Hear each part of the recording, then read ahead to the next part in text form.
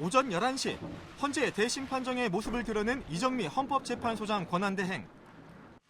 지금부터 2016 헌나 1 대통령 탄핵 사건에 대한 선고를 시작하겠습니다. 이정미 권한대행은 탄핵소추 사유별로 헌법과 법률 위배 여부를 읊으며 먼저 사실관계를 설명했습니다. 일단 문화체육관광부 간부를 나쁜 사람으로 지목해 좌천시켰다는 탄핵소추 사유에 대해선 부족하다고 밝혔습니다. 또 정윤회 문건 보도와 관련해 해당 언론사 사장을 해임하는 등 압력을 행사해 언론의 자유를 침해했다는 소추 사유도 인정할 만한 증거가 없다고 결론 내렸습니다. 세월호 7시간에 대해서도 국민의 생명이 위협받는 재난 상황이 발생하였다고 하여 피청구인이 직접 구조 활동에 참여하여야 하는 등 구체적이고 특정한 행위 의무까지 바로 발생한다고 보기는 어렵습니다. 또한 피청구인은 헌법상 대통령으로서의 직책을 성실히 수행할 의무를 부담하고 있습니다.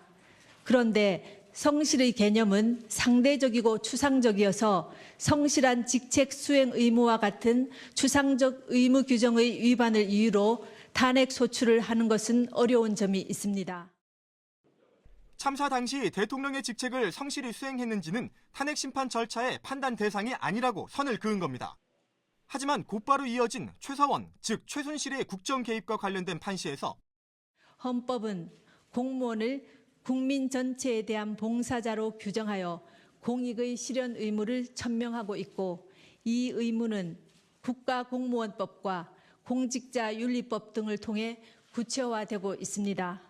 피청구인의 행위는 최서원의 이익을 위해 대통령의 지위와 권한을 남용한 것으로서 공정한 직무 수행이라고 할 수 없으며 헌법과 국가공무원법, 공직자윤리법 등을 위배한 것입니다.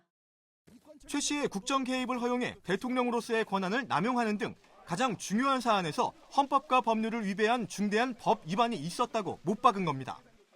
피청구인의 위헌 위법 행위는 국민의 신임을 배반한 것으로 헌법 수호의 관점에서 용납될 수 없는 중대한 법 위배 행위라고 보아야 합니다.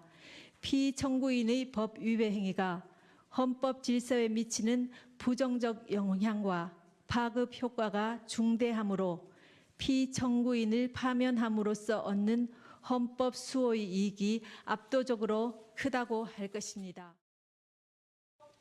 그리고 시작 20여 분 만에 나온 주문 선고. 재판관 전원의 일치된 의견으로 주문을 선고합니다. 주문, 피청구인 대통령 박근혜를 파면한다. 헌법재판관 8명 전원 일치. 대한민국 헌정사상 처음으로 대통령은 파면됐습니다. TBS 오정현입니다.